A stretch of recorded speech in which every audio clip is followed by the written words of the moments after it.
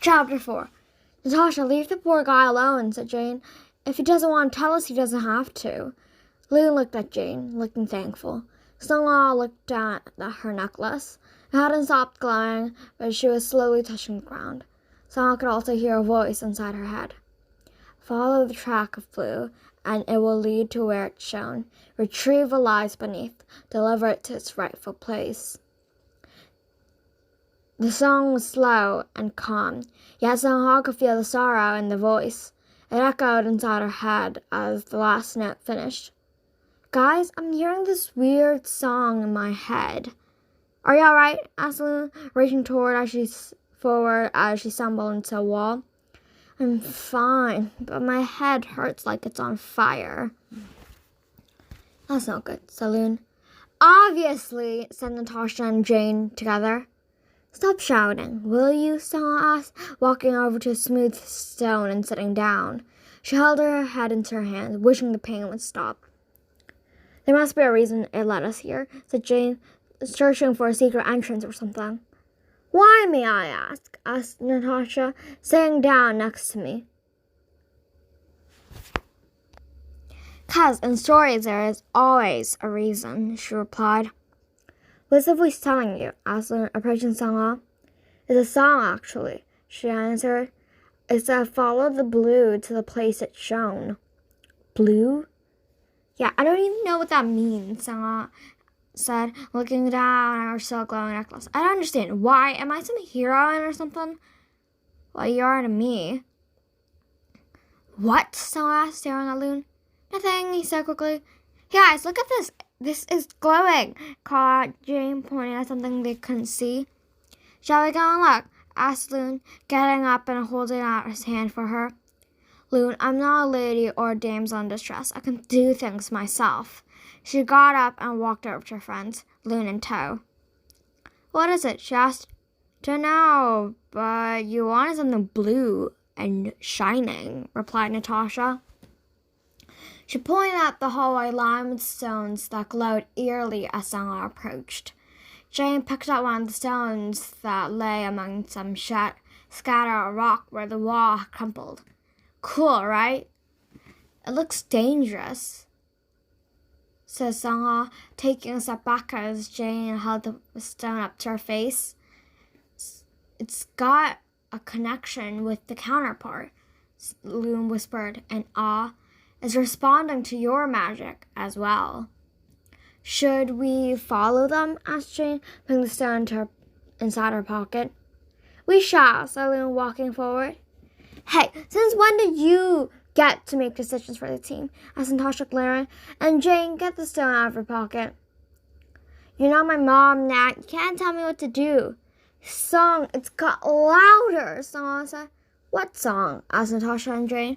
Song that I was playing inside my head. Then we should follow it, said Loon. Maybe we can find the counterpart and the moon source. Have you not thought that the counterpart and the moon thingy are the same thing? She asked. The moon magic might be the counterpart of my necklace.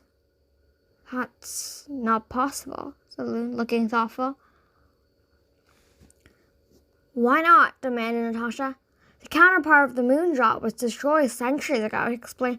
But maybe. No, that doesn't make sense. Are you going to tell us or what? Asked Jane. Let's just follow the glowing blue things, he said, running down the halls.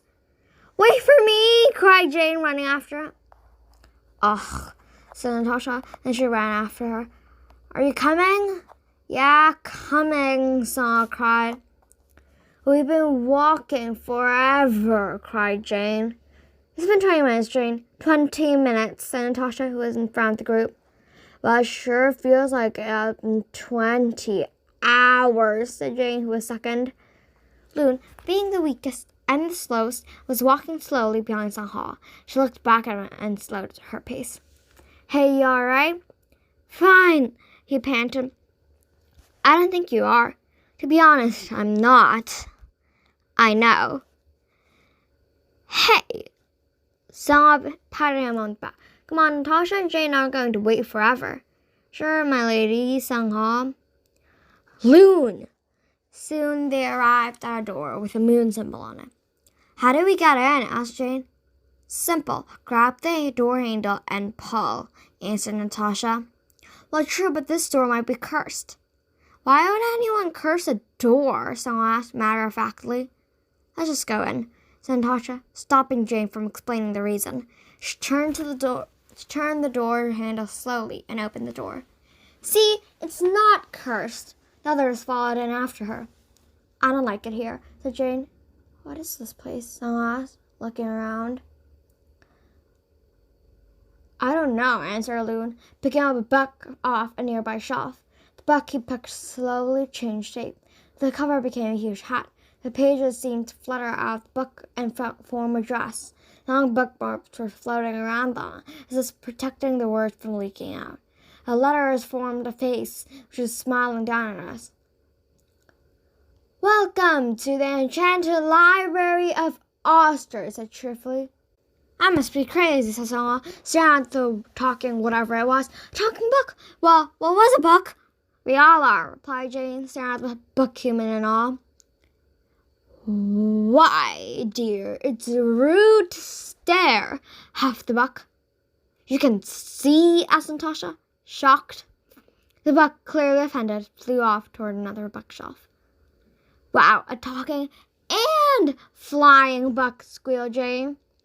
We know, Jane. We know, someone said. Well, I have a library like this back home, said Loon, looking around bored, though books were more polite. More books flew over their heads, talking to one another. So it's kids. What are they doing here? It has been years since I've seen a human face. Excuse me, Buck, sorry, Jane. We were looking for something. Of course you were. Anyone that comes to the Library of Ulster wants to find something, snapped Buck. Natasha frowned. These books weren't nice. We were searching for, said Jane. Well, we have lots of books in this library. Simple charming books, cookbooks, encyclopedias, and more. Yeah, whatever now. Shut up and listen, said Natasha. We're looking for a counterpart for this necklace. Saw held up her glowing necklace.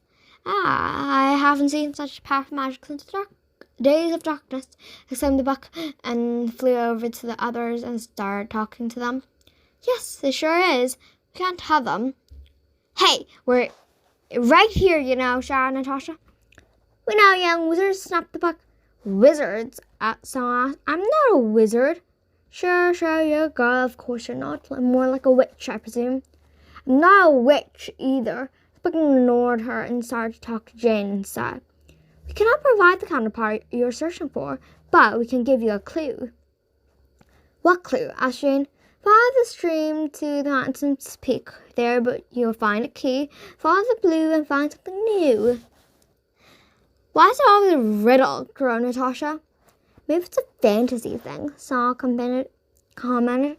Finally, I've been waiting for this all my life, cried Loon, who had been writing down every thing the book had said. Great, we have a Jane 2.0, someone said. Hey, protested Jane. Now, children, silence in the library.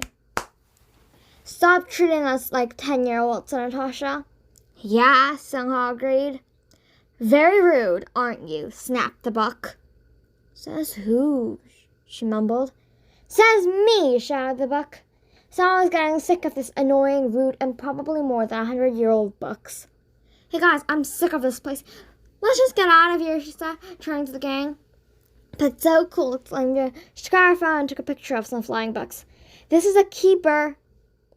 Now Jane is starting to sound like Natasha, someone was sighing.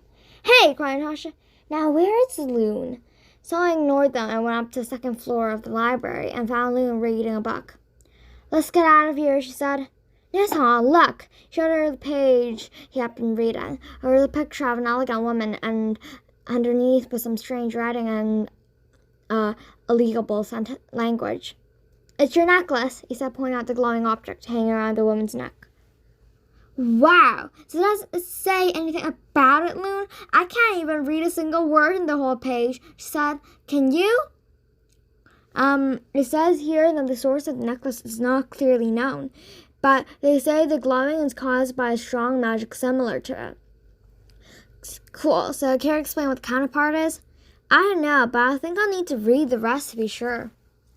Good, now take the book and let's get out of here. Sungha grabbed him by the arm and started dragging him downstairs. Sungha, could you please be more gentle? Asked Loon, wincing. Nah. Loon sat on her glare, but he looked more like an angry puppy to her. What's so funny? Asked Jane, walking towards Sungha and Loon. Nothing, she said, quickly letting go of Loon's hand. When they got to Natasha, she was reading a book that was clearly happy. Someone was actually reading it and was purring with joy. What you got there? Asked Sungha, staring at the book. A living book, said Natasha, snapping it shut. Well, let's get out of here, said Sungha. The gang were heading to their exit when all the bucks started surrounding them. The bucks that Natasha and Loon were holding started screaming, causing Natasha to drop her buck. You cannot pass without returning your buck, chanted the bucks. Okay, now it's getting creepy, Sungha said.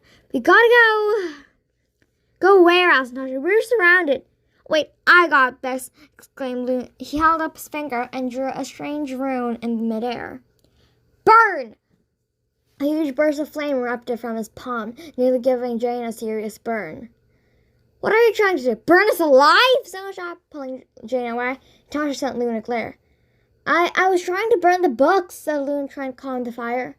Well, good job, because we're about to die here, said Natasha. Guys, I see the exit, Sungha cried, spotting the door through the smoke. The fire was spreading rapidly. Gray smoke covered their eyes as they scrambled on. We need to hurry, exclaimed Sungha. Loon had gotten rid of the fire spot, but the fire did not disappear. When they got to the door, all the bucks were either screaming or dead.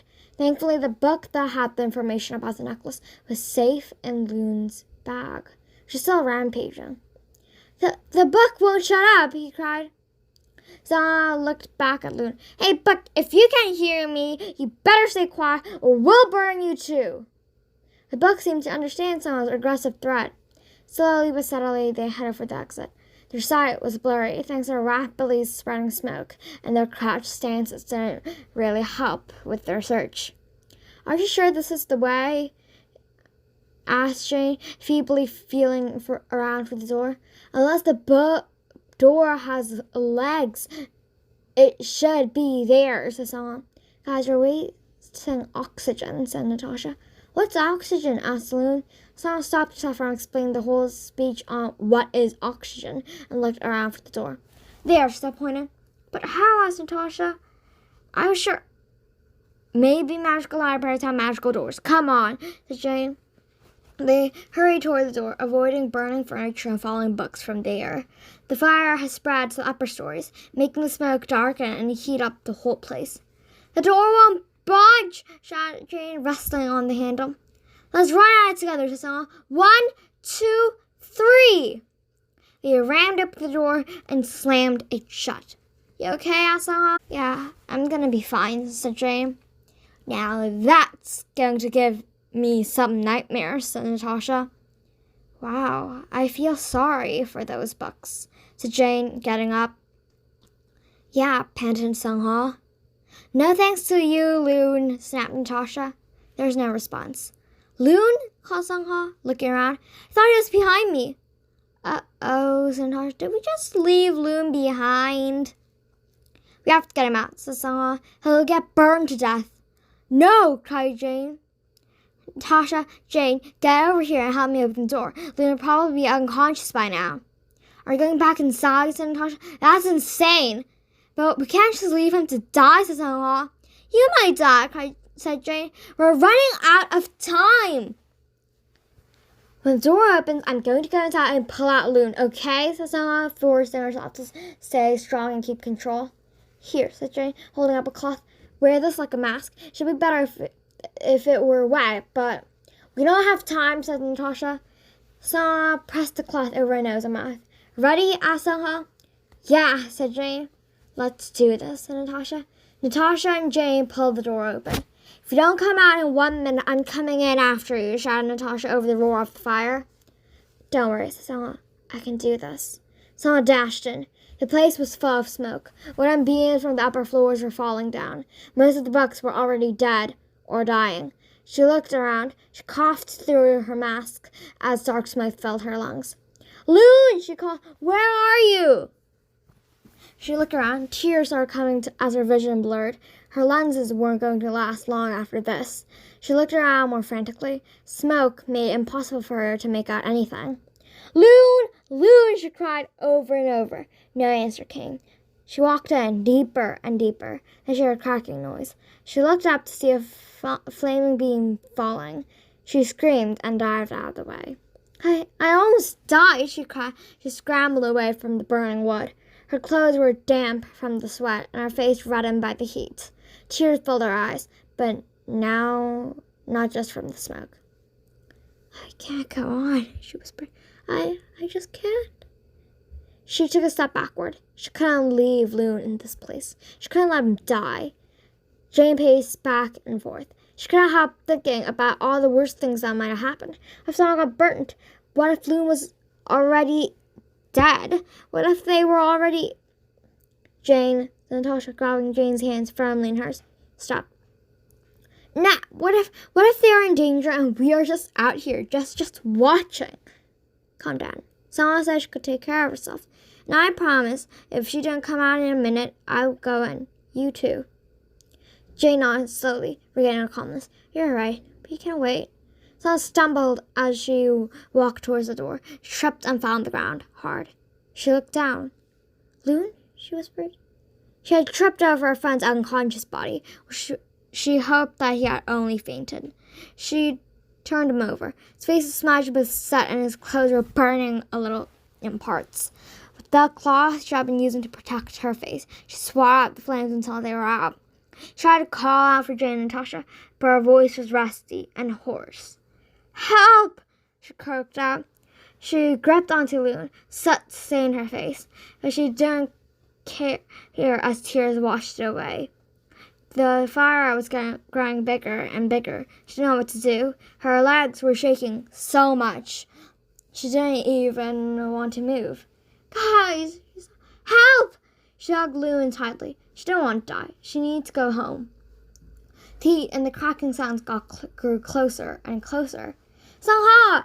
She looked up. Two figures were running toward her. She tried to reach out her hand to them, but failed. Her eyelids started drooping. "Don't worry, we're here with you now," said Jane, helping Sangha up. Tasha quickly grabbed one of Loon's hands, hauled his arm around her shoulders, and hefted him onto her back. He staggered quickly toward the door. Sangha's legs felt weak as they made the short race for their life. The coolness outside hit her skin. It felt like it had been ages as her lungs screamed for fresh air. No more smoke, no more heat. She lay on her back on the cool stone, gasping and coughing over and over. Jane allowed her tight, sobbing. "You okay? I thought we lost you." "Yeah, but Loon..." Sarah rolled her head to one side and looked over at where Natasha had dumped him on the floor before running over and slamming the door shut. "Is he alive?" asked Jane. "We should call 911, said Natasha, collapsing with her back against the wall. "Fire is pretty big." "Sure not," replied Jane. "And what address are you going to give them?" Someone dragged herself over to Loon and checked his pulse. She let out a sigh of relief and smiled. "He's alive." "So he's just going to lie there?" asked Natasha. "Should I do a mouth-to-mouth on him?" asked Jane, a little too eagerly. "What? No! He'll come round in a minute, I'm sure." Someone slapped Loon on the cheek a few times. "Come on, Loon, wake up!" She accidentally whacked him a bit harder. "Ow!" yelped Loon, suddenly standing up and holding his hands inside of his face.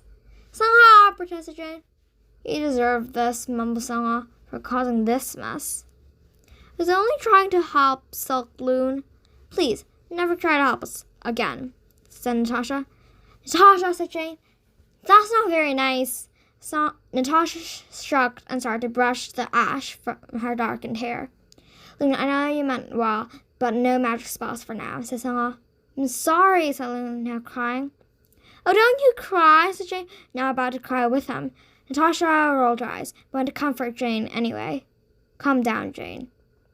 Dragging a crying Loon and Jane was not easy. With Natasha's help, they were safely back to the room where Loon had done his magic trick.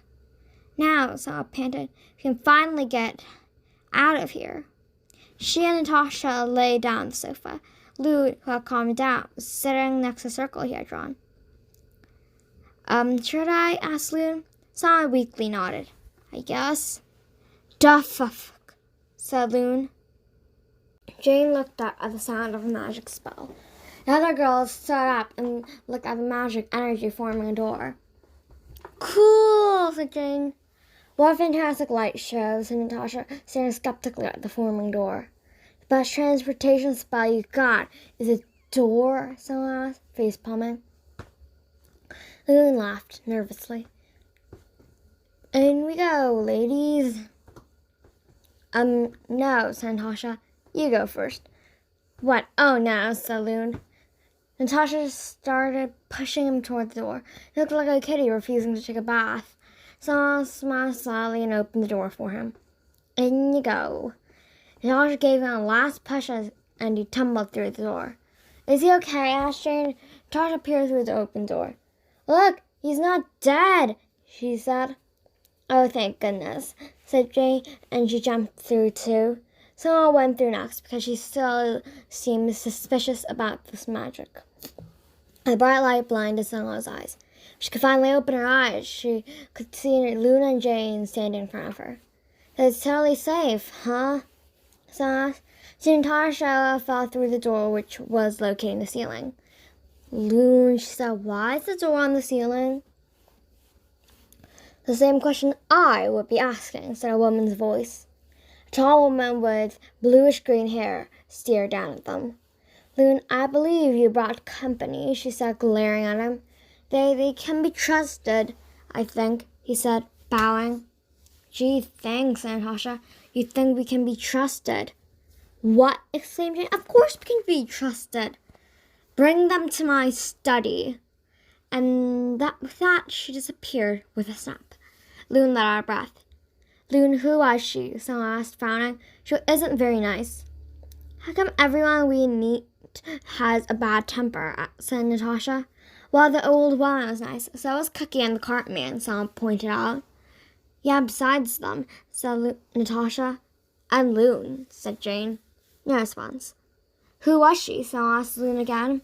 "She's my master. She kind of adopted me when I was young, and I've been working for her ever since," he answered. "She isn't the best stepmom to have." "You said it," said Natasha. "Follow me," said Loon, and she'll answer all your questions. "Loon, the answers can wait, but after I have some McDonald's," complained Natasha. He started walking down the hall.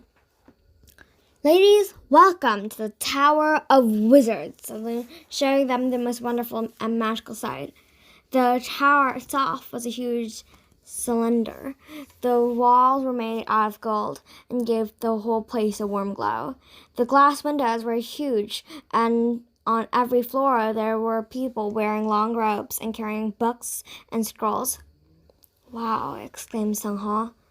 "This is the greatest thing I've ever seen," said Jane. "The greatest thing I'm going to see right now is some cheeseburgers," said Natasha. "All the floors are connected by the magical portals that were made by the wizards in the order. And whenever we send a message, we always have our companions for that." "What?" asked Sung-ha, but was interrupted by some little creatures at our feet. A rat was standing there, had a letter tied to his neck. It's cute," said Jane, moving her hand to touch it. "Be careful," said Lou. "They bite." And the rat indeed tried to bite Jane, but Loon waved it off. "So, what's your family are?" asked Jane. Loon smiled and whistled, and a flaming creature appeared on his outstretched hand. Sitting there was a young phoenix. "Wow," said Jane. "It's the most beautiful bird." "Why is a phoenix blue?" someone asked. "Aren't they red?" "Most phoenix are red or gold, but this is a rare species of moon phoenix," answered Loon proudly. "Got for my birthday when I was 9. "Cool," said Jay. "What have you done now, Loon?" said the phoenix. That phoenix just talked," said Jane. Yep, most animals that live in this tower talk. Wow, I always wondered what would happen if animals talked. Loon, the tower knows. Knows what? Someone asked. They screw up on mission. Again. Again? Asked Natasha, raising her eyebrows, not surprised. Vis nodded. Come on, I didn't mess up, whined Loon. The Grandmaster is angry, and we all know when she is, answered Vis, nibbling Loon's ear. Vis, tell her I'll come up to her study after I give these fair ladies a tour around the tower. Vis nodded and flew off. That is one great bird, Jane said. I know, said Loon, smiling. It's the best friend I've ever had. Snow nodded, and Loon, leave out the fair ladies, or he'll be the only friend you have. They went through some yellow doors and found themselves on the main floor. It was crowded with people wearing weird clothes, like colorful long robes, capes, and more. This tower is like one big company, cried Soha. Loon nodded. The W.O. is one of the biggest and busiest organizations in all the 5 kingdoms. W.O.? questioned Jane. Stands for a wizard organization. Wizard organization? Someone asked. How many wizards are there? At least 100, said Loon, thinking, but only a few joined the order. Are you in the order? Asked Jane. No, I'm not a wizard yet. They say I'm not ready for big missions and stuff like that. I guess they're right, said Natasha. So Jane huffed. She, of course, didn't agree with her. Up to some point, someone said. See, even Sangha agrees, said Natasha. I'm just saying I'm neutral. Loon let the girls outside through the crowd. The lawn outside was beautiful. A few boys were training with older knights watching over them. A group of people that Jane assumed were trainee wizards or witches walked past, practicing magic or reading books. Who are they? Asked Natasha, pointing at boys. They don't seem like they're wizards. They are the sons of knights over there, said Loon. They're proud of themselves and very annoying, but not to go close to them. Yeah, I get that, but what do they do? Asked Natasha. They're being trained to be nice like their fathers. They are going to guard the tower, and later, when they marry and have children, will be the next guards of the tower. So they can't choose to be something else? Asked Jane. Why would they? It's an honorable job, said Loon. I wish I could join, said Natasha. What? Asked Loon. You can't. Your father isn't a knight, and you're a girl. What's wrong with that? Asked Natasha, crossing her arms. Girls can't be knights, said Loon, now laughing. Who would have thought of something like that? Natasha started rolling up her sleeves. Run, Loon, shouted Jane, before you have something seriously broken. With that, Natasha started chasing Loon across the lawns, and a moment later, he was on his back on the grass, with Natasha pinning him down. Thankfully, Natasha didn't hurt him, but gave him a big scare. How come a girl can be so strong? Asked Loon. Can girls be knights too? Asked Natasha. What do you think? Loon stared at her and gave a feeble grin. Sure. Now who's laughing? You. Soon they were heading up to the master's study. You have to be very polite, said Loon. She doesn't like being addressed by anything besides Master, Grand Wizard, Head Witch, or super powerful, coolest lady in the world. Wait, what was the last part again? Someone asked, trying not to laugh. Natasha was laughing so hard that Jane was worried she wasn't breathing. Super powerful, coolest lady in the world. Laughed Natasha. And she likes that? What? Why are you laughing? What's so funny? There's nothing funny. Stop laughing. He started looking nervous. Oh man, I'm calling her that, said Natasha. Then a door opened and a girl stepped out. Excuse me, she said quietly. She says she's ready to see you now. He nodded and stepped inside. Welcome to the super powerful, coolest lady in the world. Hello, said Jane, smiling. She frowned for about a second before smiling back. She had this air of authority about her. It gave Sungha a weird feeling. You 3 girls don't belong here, she said. Yeah, we already know that, someone said, frowning. No, what I mean is that you don't belong in this world. How do you know? Natasha asked back. And with as much sarcasm she could, she added, super powerful, coolest lady in the world. She smiled. No one really calls me that anymore. Really? Asked Natasha, raising her eyebrows. So it's okay? Asked Jane. She shrugged. If you want to, I guess you can call me that. Can you tell us why and how we got here in the first place? Asked Sangha. Is that the best respect you can give? Whispered Jane, laying out for Sangha and Natasha to hear, but not the master. Well, it seems that fate pulled you into our world, and there must be a reason, she said, walking over to her desk that looked out over the grounds. It looked like Dumbledore's office in Harry Potter, whispered Jane. Yeah, right, said Natasha. Has anything magical happened to you? The Grand Master asked. Jane opened her mouth to answer, but someone stopped her, knowing that if Jane started talking now, they would never get any sleep. Found a book in the library and a spell written on it that led us here, and it gave me this. Showed her their book at the necklace. It's kind of weird, always glowing. Loon said it's because of a counterpart. The lady stared at Loon for a minute, and Natasha wasn't sure if she was pleased or angry. Good job, Loon. For the first time, you have done something helpful, she said at last. Sana wasn't sure if that was a compliment, but Loon was happy nevertheless. Wow, then we went to the kingdom of Rooster, she continued. Austria, whispered Jane. The kingdom of Austria and met Loon. The master nodded. Now, please tell me your names. I'm Sungha. I'm Jane. I like magic. Natasha, and I don't like magic. Loon. Not you, Loon, Sungha said. She smirked as Loon blushed. The necklace you carry is a very old source of magic. I don't know what it is yet. Until I learn more, you must stay and learn magic from me. But, Sangha began, I'm not a wizard. I can't do magic. I can sense power in you. With proper training, you could become a great grand wizard too. But what if I don't want to be one? Why not? Everyone in this whole tower does. I'm not from the tower. I don't care about magic. Sangha whispered, Loon, say yes. This could change your life. Natasha cried. Thank you for the offer, but we just want to go home. Not me, said Jane. I do, said Natasha. At least there's air conditioning here.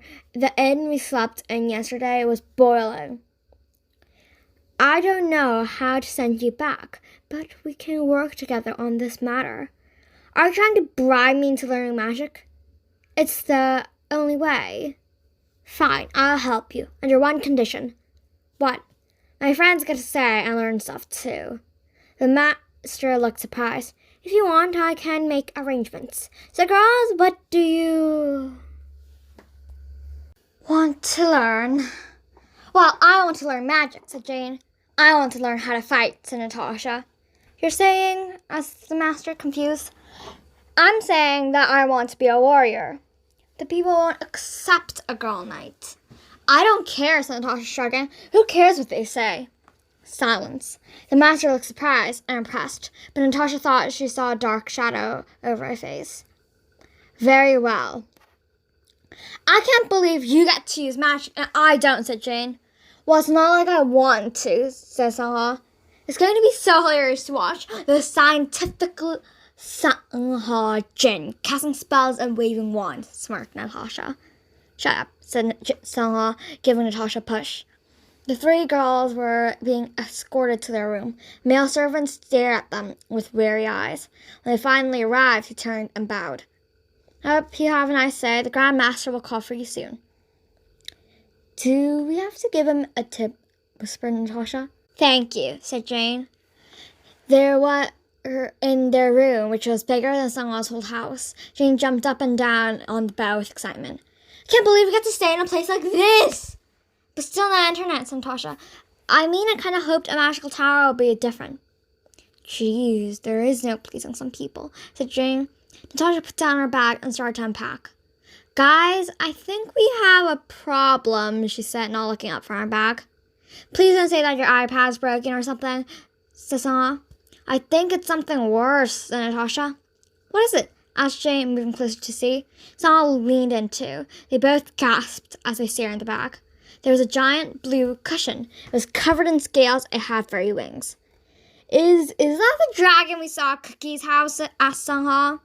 Yeah, but what is it doing in our bag? Asked Natasha. She's so cute, squealed Jane. But that's not the point. What is it doing inside our bag? Why did it get inside our bag? Said Sungha. Where is the dragon that was inside our bag? Said Jane. What are you talking about? The dragon's right there, said Sungha, before seeing that the bag was empty. We have to find it, said Natasha frantically. Why? Asked Sungha. Because that dragon stole my iPad, answered Natasha. Good enough, said Sungha. Let's go find the dragon that stole Nat's iPad. They carefully searched through the room. Thanks to Natasha, the bathroom was discovered.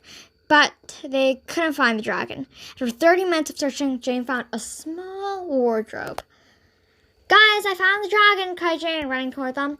Where? Asked Sungha, popping her head from under the bed. She was eating something in the wardrobe. Great, you stole my iPad, ate something, and went to sleep, said Natasha. But where's her iPad? Asked Sungha. I think she ate the iPad, said Jane. The poor thing must have been hungry. What? Cried Natasha. Stole my iPad, ate it, and went to sleep?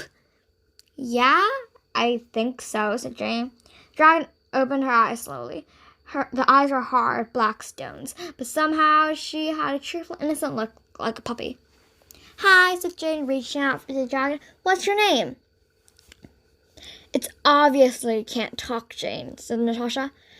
Don't underestimate dragons. I've read that plenty of them can talk, replied Jane. Why did it eat an iPad? Shouldn't the question be, how did it eat an iPad, said Natasha. Never mind that, said Sungha. How come you didn't notice you were carrying a dragon around? I just thought Jane brought the books from the library, said Natasha, shrugging. Enough questions, said Jane, flapping her arms. She's waking up.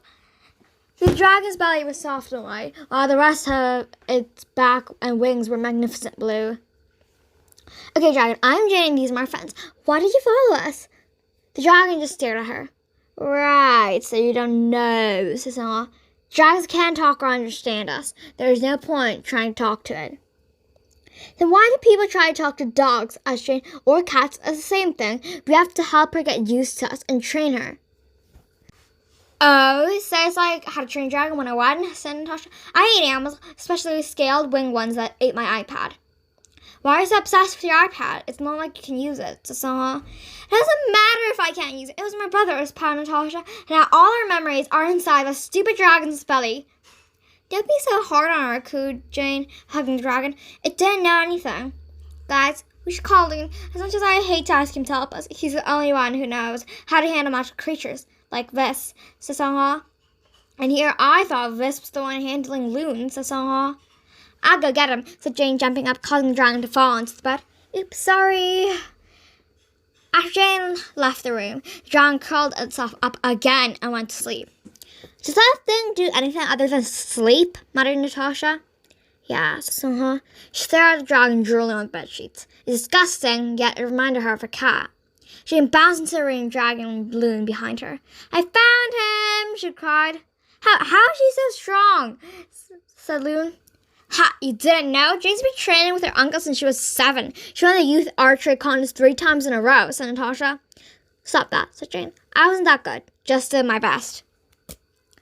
And the best seemed to be enough to win every contest you've ever been in, said Natasha, shrugging. That's talent. Anyway, Loon, come over here, said Sungha. We found something, and we need your help. What is it? He asked. It's a huge problem, said Natasha. Actually, it's pretty small, about the size of a pillow, said Jane. Loon looked confused as Jane dragged him closer to the bed. His eyes widened as he saw the dragon curled up. Is that a real dragon? Asked Loon. As far as we can tell, yes it is, said Sungha. I can't believe it. Dragons are practically extinct, he cried. We found it in our bag, said Jane, shrugging. Are you a black market dealer or something? What the hell is he talking about? Asked Natasha.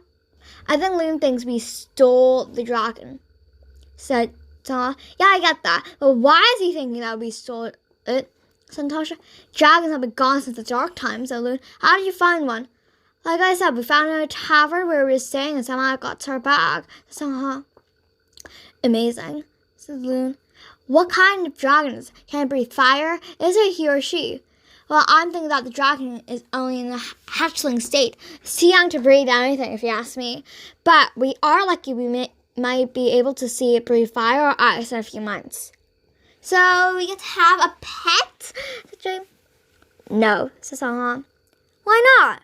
Because, said Song, we're not from here and we have no right to keep ancient long-lost species. And we have to go home, which means we can't take a dragon into our care. But I don't think there will be a dragon daycare service, said Natasha. Agreed, said Jane. How long do dragons live? We don't know, answered Loon. Why? Asked Jane. The first dragon still lives below the surface. Old wizards say that the dragon is waiting for an heir that can withstand her freezing powers. Does that mean we can keep it? Asked Jane. No, said Song. I say we keep it, said Loon. You can give it to the Grand Master if you want, but no way, we can't give it to her. She won't be happy if we keep it, we know, said Song. Well, that too, but when Master wants something, she gets it. And I think an ancient dragon might be one of them, said Loon. So, asked Natasha. She might try to find out more about the dragon, and it might end with bloodshed, said Loon. How come, said Natasha, frowning? You wouldn't want to know, said Loon.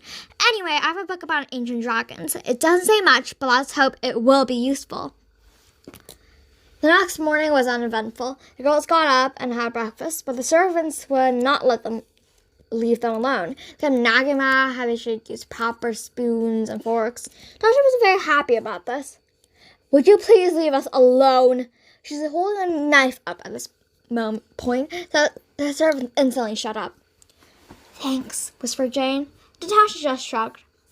After they finished, there's more problems. They were changing into normal clothes when the servants started dressing them with fancy dresses. We're not Barbie dolls, Song shouted. I don't need this dress. I can hardly move in it.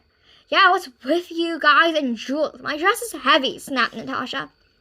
I mean, I like that you're treating us like this, but I don't think the dress is necessary. After a few more minutes of arguing, ripping clothes, they were able to settle on the ones that didn't look too girly. I still hate my skirt, muttered Natasha. Why won't they let me wear my pants? Jane looked a little uncomfortable, but stayed quiet. I mean, guys, look at my wizard clothes. At least you guys get to wear your pants during your training, but I have to go up in a tower and I don't know, cast spells and read secret wizard stuff, said Sangha. Sangha was wearing a long robe. It was white, but the sleeves were yellow, almost gold. Thankfully, it was more like a coat, and she had to wear the dress that made it possible for her to run or even walk fast enough. Now, why do I have to wear a dress? I guess something witches do, said Jane.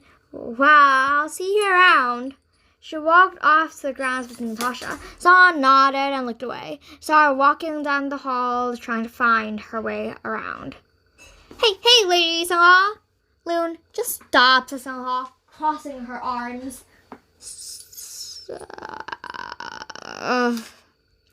Stop what? He asked stupidly. The lady then, it's getting all of us annoyed, so stop, she said, remembering what Natasha said last night.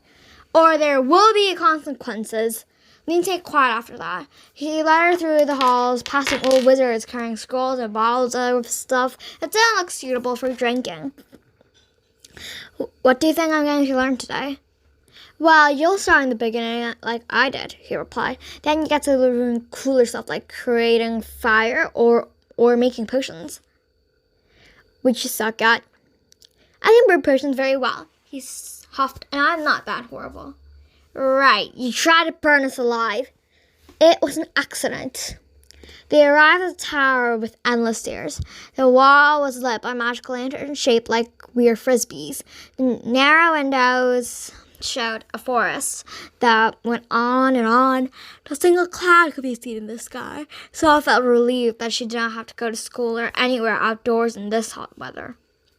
Should have an elevator near the tower, or at least an escalator, she said, dragging herself up the steps. What's an escalator?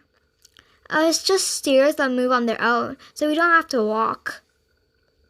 Cool, he said. I want one. How does it work? Escalators work in much the same way that conveyor belts do, and in most cases, the moving stairs are actually on a belt that rotates around a set of gears at a certain fixed speed. The gears tend to be large and typically located just below the steps. They are electrically powered, thus as they turn, the steps move. Luna looked more confused.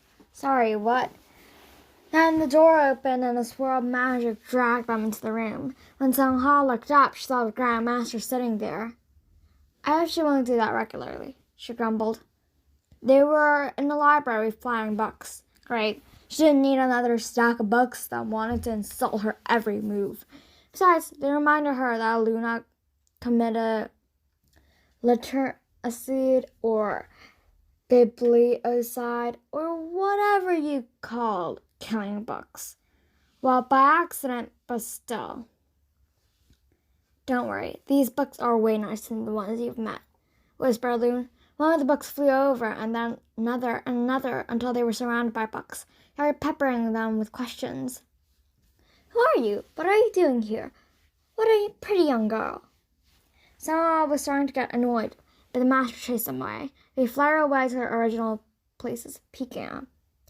Off with you! Didn't you see that my new student is having a hard time?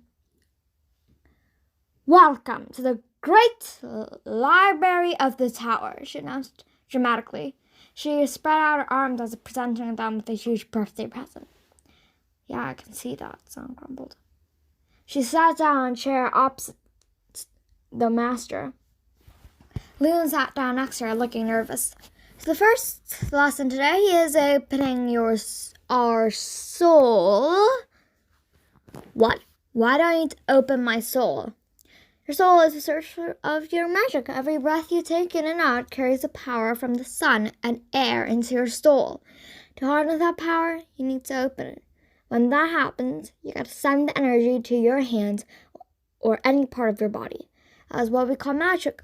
But if you lose control, the magic will destroy your soul, and you will be nothing but a puppet for the dark magic that controls you. Okay, that's a long magic speech I've ever heard, and my best friend is Jane. What have long speeches and magic got to do with Jane? Asked Luna. She loves magic. She wants to do it, but it seems like I took her place. The master told them to breathe in and out. Sungha wasn't happy about that. She was in her room with the greatest wizard in the land, and she was learning how to breathe. How long should we, breathe? She asked. Until you unlock your powers. Right. Breathe in, muttered Sungha to herself. I wonder what the girls are doing. Breathe out. I hate this. Breathe in. I mean, I can breathe well on my own. Breathe out. I don't need training to breathe. You are doing a great job, the master. Well, duh. Now, I'm going to send you a little spark of my energy. You need to accept it and open your soul. Someone felt a warm glow traveling up her arm. It felt like a warm glow at the sun. It traveled into her chest. She felt something inside her open, accepting the glow into her very soul. It felt good, almost welcoming. Her whole body started to glow. She rose up into her air as her necklace glowed brighter. Why, necklace? Why? Why do you like floating in the air so much? Good, said the master, clapping. I knew you could do it. He was smiling, but for some reason a chill went down Sungha's spine. Thanks. Sungha felt the warm glow fading, and she was able to step onto the ground again. I think you need a break, the Grand Master said. Sungha stood up and stepped out of the room, but before she closed the door, she heard a whisper. The plan is working. Chapter 5. Natasha was not having a good day. She and her friends had met a crazy guy who had committed arson, nearly killed them, kidnapped them to a strange tower, and now she was wearing a stupid skirt. Oh yes, she was not having a good day. Natasha walked down to the grounds and waved goodbye to Jane. Then she walked over to the boys who were resting in the shade with her teacher. "What are you doing? I thought training had already started." "What?" scoffed one of the students. "The Grand Master told us that there will be a newbie. I didn't expect it to be a wimpy girl." "Shut up. I bet I could beat you in anything." "Says who?" sneered the boy, standing up. "Says me," said Natasha, crossing arms. "You jerks think that you're best at everything, but guess what? You're not." Everyone stared at her as if she'd done the most stupid thing in the world. "Well, what are you looking at?" "Did you just insult Hector?" asked one of the boys, shocked. "Yeah," she snorted. "So what? He's like best at everything, and the teacher's favorite. We won't accept a girl student. Now run along and go back to your cooking or whatever," said Hector, shooing her off. Tasha didn't move 1 inch from where she was standing. "I said go away," he said more slowly. "Nah, I think you should go off to the kitchen and shop back. You look prettier in an apron." "Why you?" cried one of the boys, running at her. He tried to grab her, but she swiftly stepped aside and, moving behind him, pushed him down to the ground. He twisted his left arm behind his back. That ought to convince the teacher. "Let me go," he shouted. When Natasha pulled his arm further back, he started screaming. "Ah, it hurts!" She looked down at him and smirked. "Do you want to call your mommy now?" she asked, then shouted a dramatic sigh. "I thought I was just a wimpy girl." She let him go and watched him run back to the others who were glaring at her. "Who's next?" she asked, getting more annoyed by the second. "Is this class going to start or what?"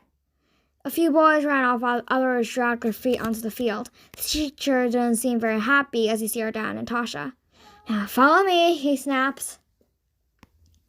The two walked down to the boys who were running around the field. Natasha looked down at her skirt. She really needs to change. She's not going to wear those things a second longer. "Sir," she said, but without the necessary respectful tone, "I need to change." He ignored her and walked to the boys. Natasha scanned the field and was able to locate a small shed where the equipment was stored. She walked past the training boys. Hector sent her an "I've got my eyes on you" gesture, and Natasha sent one back. She entered the shed. It was filled with weapons and armor. She was able to fish out the cleanest clothes she could find. Training wasn't hard, just running around, throwing stuff, and most importantly, choosing their weapons. Sure, some might choose a bow or some little daggers, but Natasha, "I want a proper sword."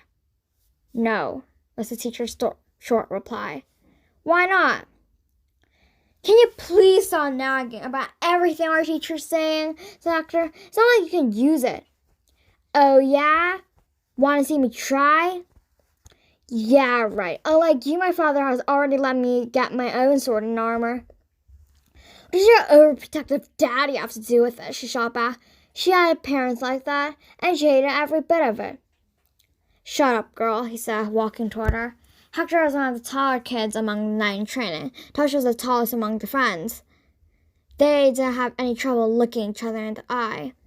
Jane would have said that Hector had dashing blue eyes and magnificent golden hair. To Natasha, he looked like a stupid princess in fairy tales. She wouldn't be surprised if he went around shouting, "I'll save you," to every girl he saw. "You don't control me," he said firmly. "I don't have to listen to what you say." Hector glared at her.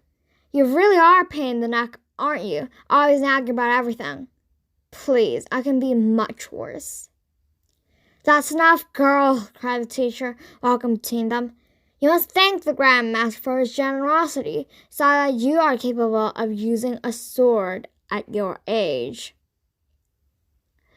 Then Natasha heard him more faintly, though I hardly agree. He walked toward the tower and Natasha started following him. She realized something.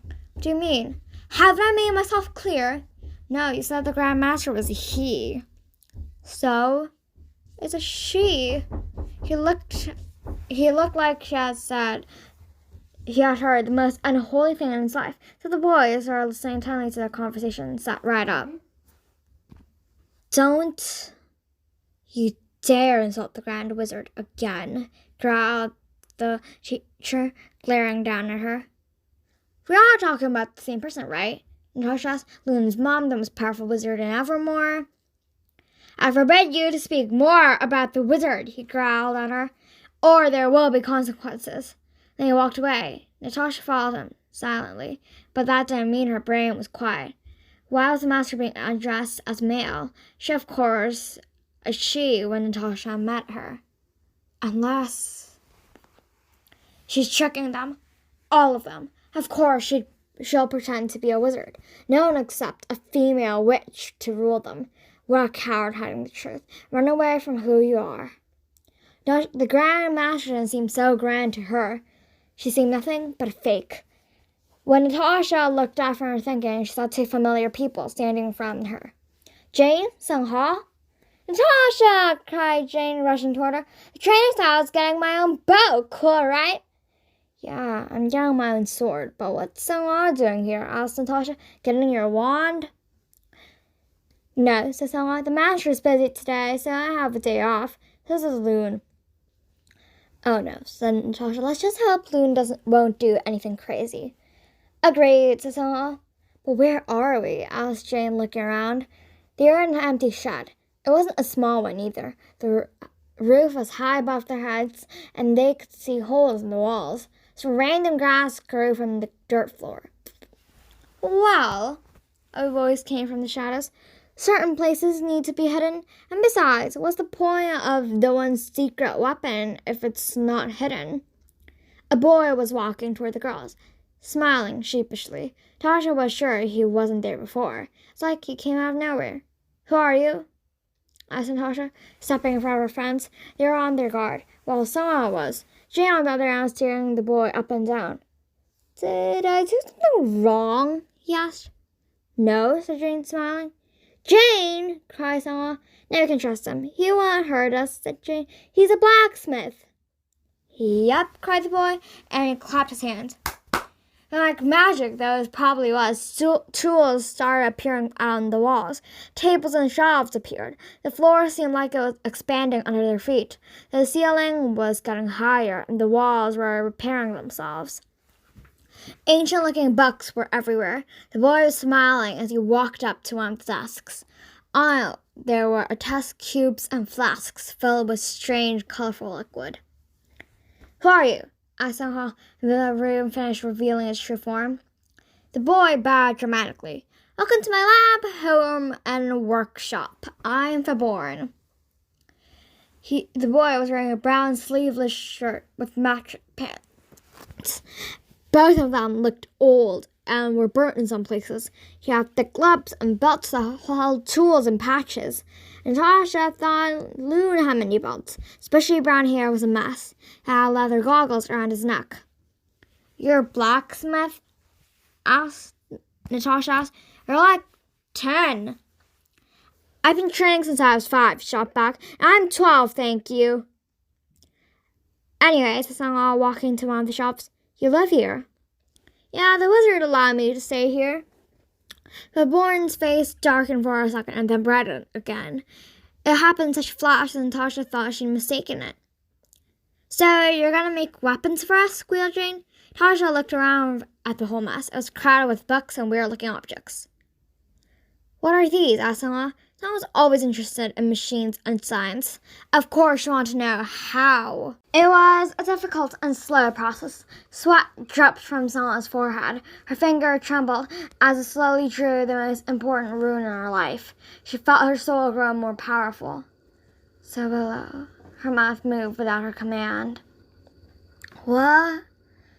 Bright, warm light wrapped around Sung-ha. Her hair started changing color and her eyes closed.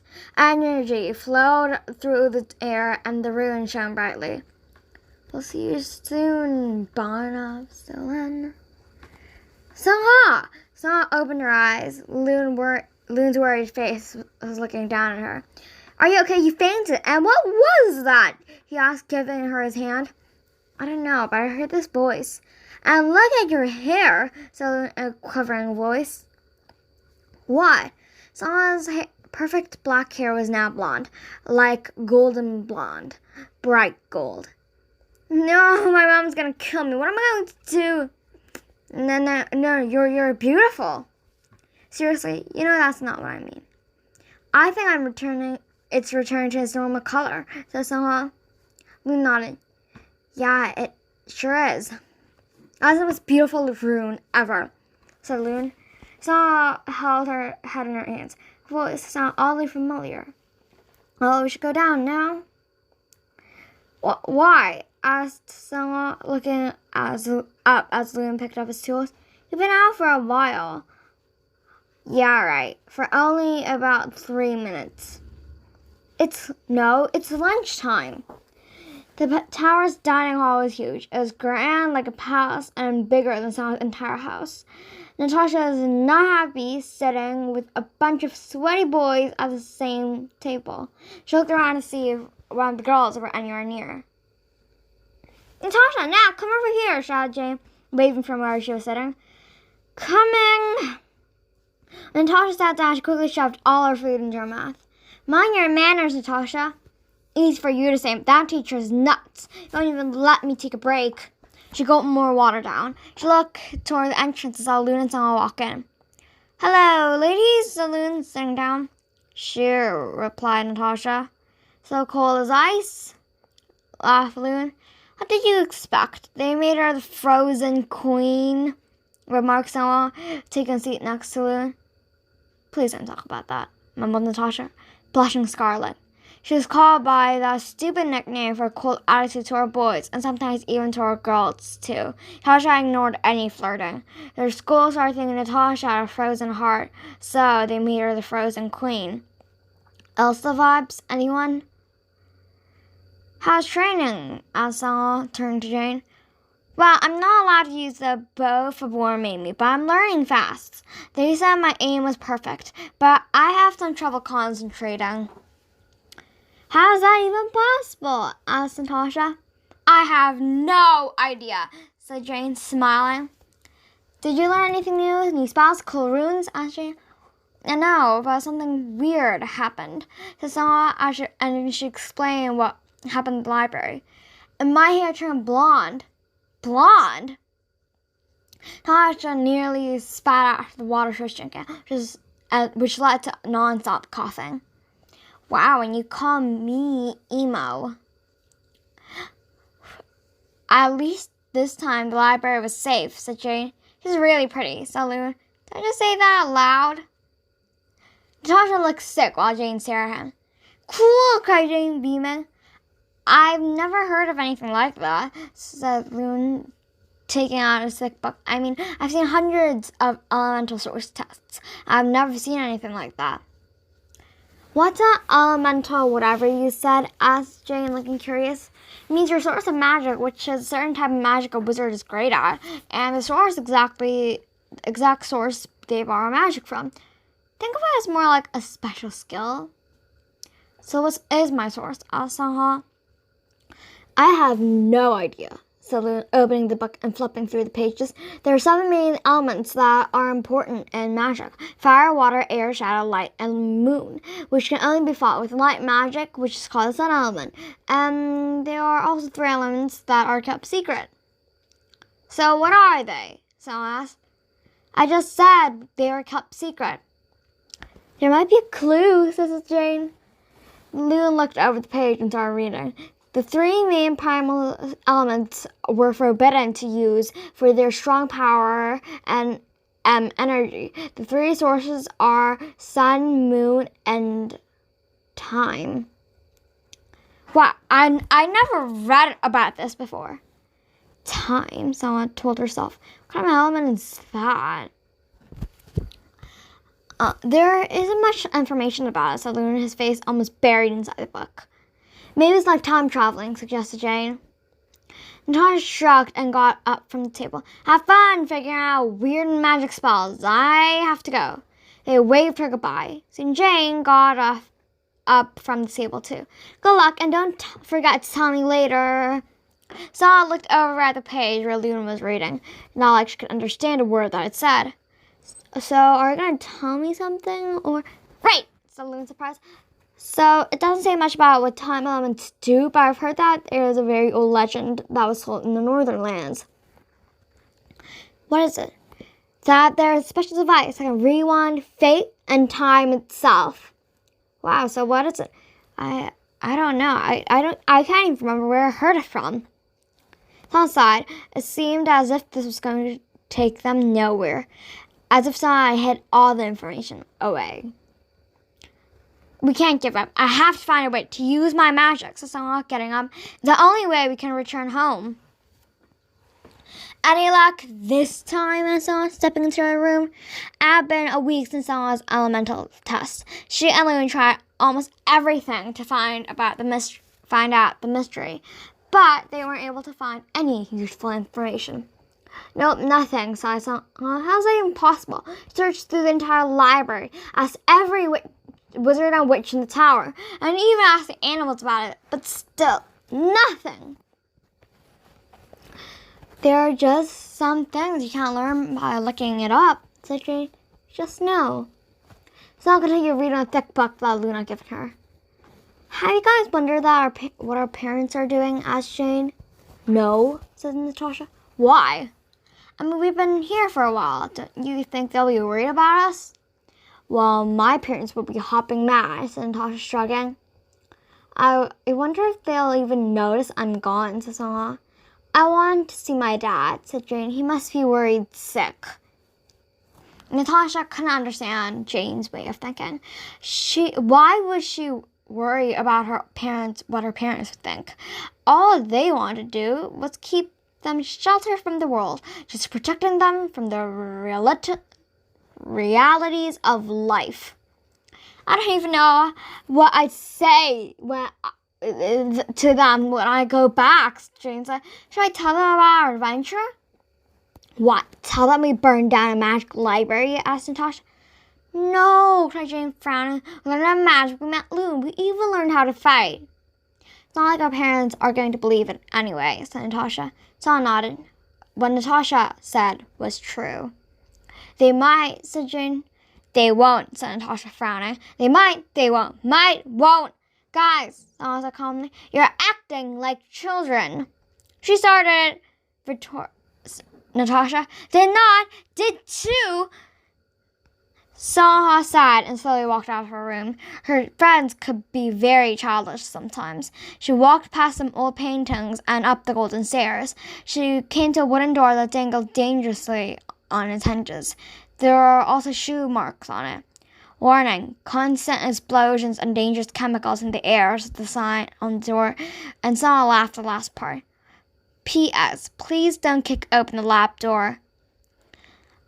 I don't think people really care what the sign says. She pushed open the door carefully. A strange stench filled the air. Piles of trash and failed potions were spilled on the floor. Does Loon even bother to clean up?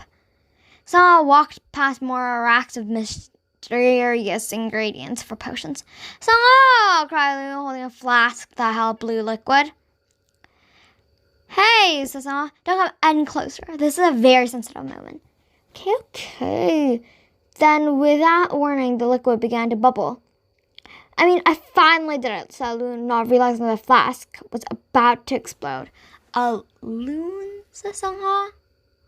This took me 3 days to... Bang! Sorry, said Loon. Sarah singed and blackened by the explosion. Sangha dived behind a table in the nick of time. Flames still flickered here and there. Aren't you going to put that out?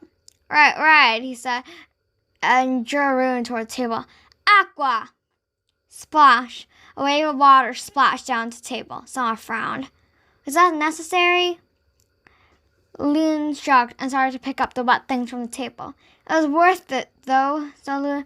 This time I had help. He pointed to another boy I just stepped out from the storage room. Sangha? The boy is helping you out? Loon nodded. We're trying to find a way to heal bones, he said. It actually worked.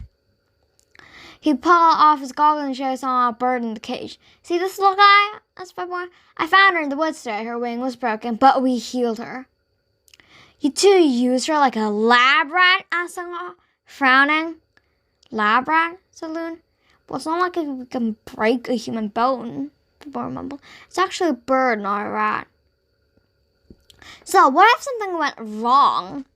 She cried. It's not like we can use humans, said Loon, looking down. You shouldn't use animals in science experiments, said Sungha. Anyway, she said, have you found out any new information? Loon shook his head as Faborn looked curious. What are you talking about? He asked. I saw her elemental test a few weeks ago, so and it was different from normal ones. Her hair was all shiny and she was like glowing. Faborn thought for a moment. I heard of a few cases like that. Most of them were just legends and folk tales, but there was a rare case. What was it? Asked Loon, pulling out his notebook. Happened at a tower when I was really young, Faborn continued. Dude, you're like 2 years younger than us, said Sungha. I know, says Faborn, but I remember seeing it. It was so magical. He looked like he had lost in thought. So, asked Sungha, getting tired of the long silence. Yeah, right. And so the wizard drew a rune, then his hair changed color and his eyes were glowing. He was really young and he floated into the air and there was so much power.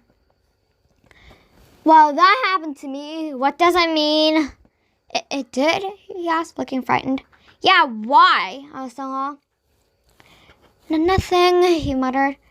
Sungha and Loon exchanged looks. Definitely knew something about this. They just needed find a way to make him spill the secret.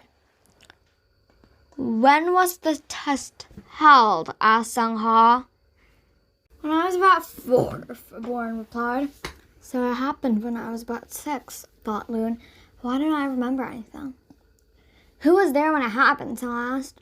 Well, I don't remember clearly, but I'm sure the master was there and... Wait, he's trying to get me to tell you about what your element is. Well, I won't tell you. So never, ever tell anyone about the secret matter, so I won't tell you, Faborn cried, reaching for the door. The pair made sure Faborn was out of earshot. They started to narrow down the facts that Faborn had thankfully spilled. So this special test happened when you were 6, said Sungha. Do you remember anything? No, said Loon, looking troubled. Oh, then who do you think the she is? Loon shook. I'm not sure. Do you have any thoughts about this? No?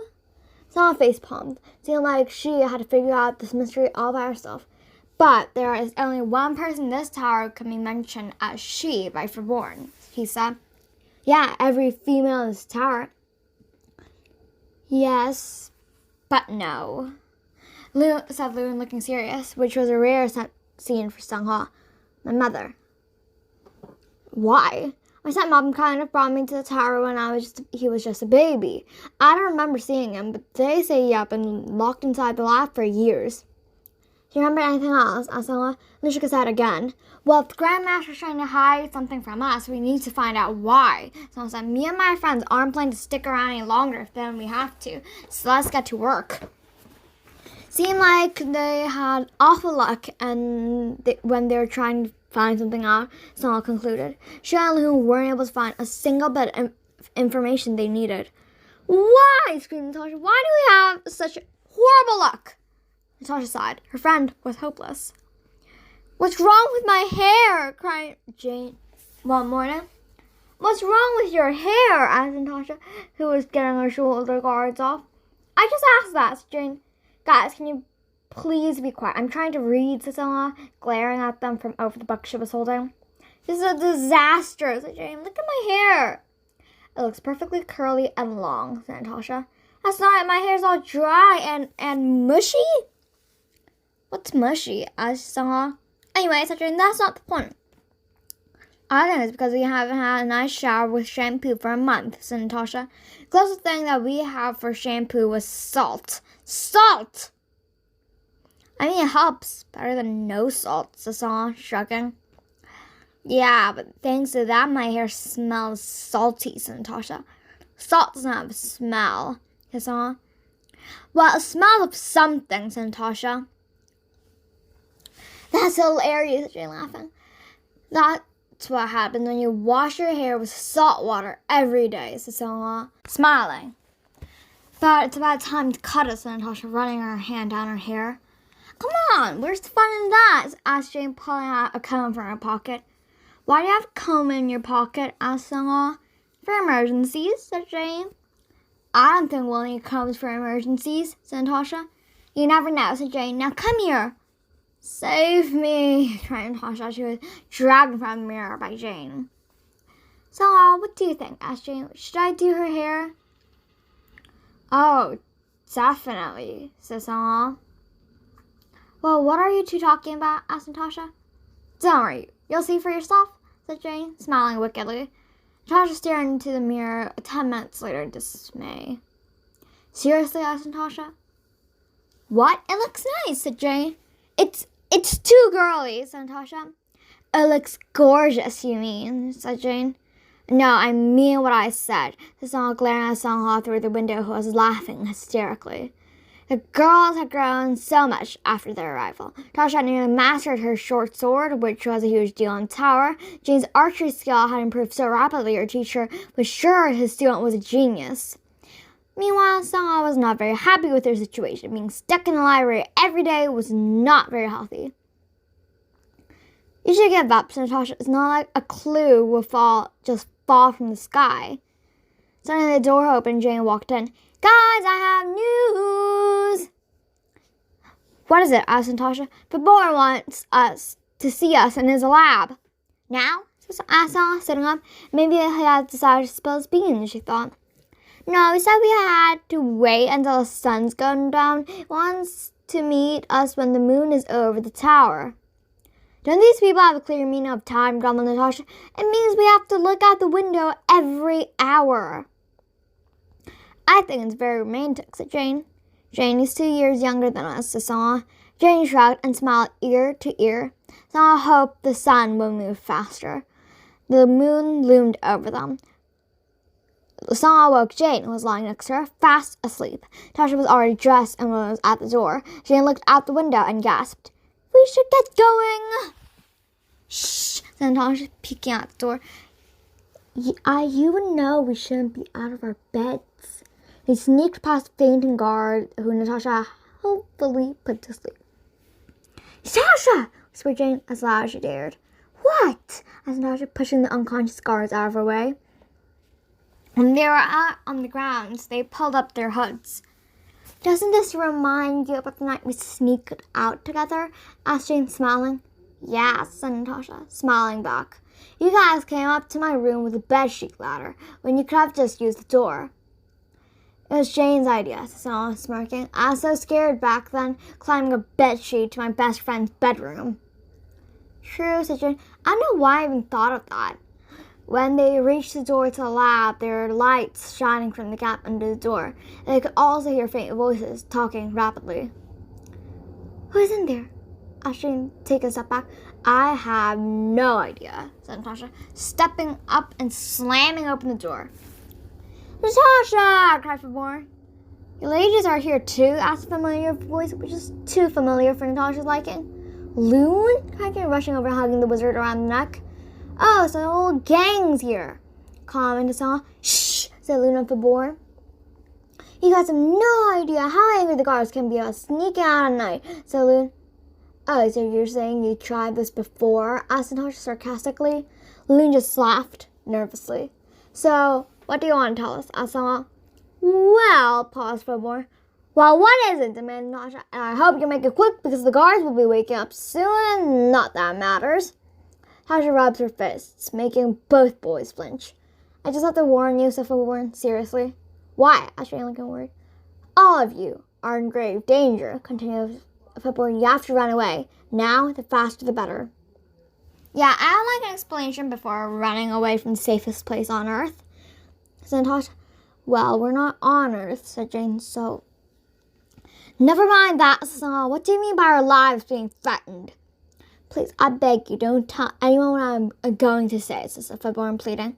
Well, what? Asked Jane. They'll question you, but tell them I sent you. I don't want them to know yet. Can you please get to the us dying part? Asked Natasha.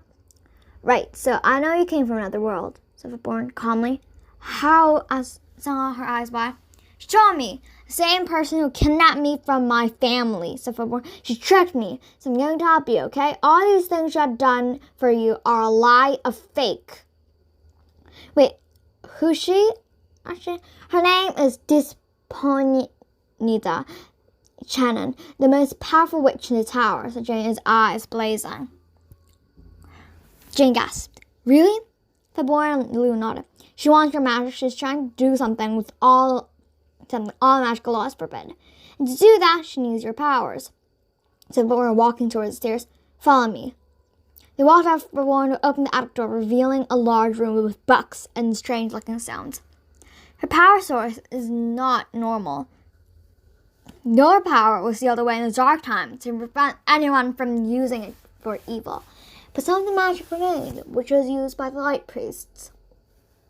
And the Grand Master thinks you have the same energy as them. He said, the sun and the moon power magic is powerful. They're used together. What happens? Asked Jane, her eyes watering. I don't know, Suffolk warned, but I can tell you something dangerous. You need to get out of here. I can send you to the Northern Lands. Do you have the moon magic hidden in their tower? You have to save it before she does. There was a pause. Why are you doing this for us? Asked Young. February smiled. They will explain everything to you. Now take this. He handed them each a glowing blue stone. What is this? Asked Jane. Lou had been listening quietly and answered. These are transportation stones. They're known to be very rare. Yep, said Warren. He drew a ring in the air and all the stones shone brightly, blinding them. I'll see you soon.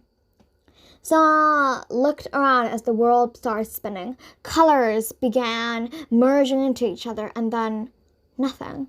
Just floating? No, standing in an empty space, dark space, with a few lights here and there, and it felt like her entire body got sucked through a tiny hole. Sona groaned. It seemed like their lives were about to get even more complicated.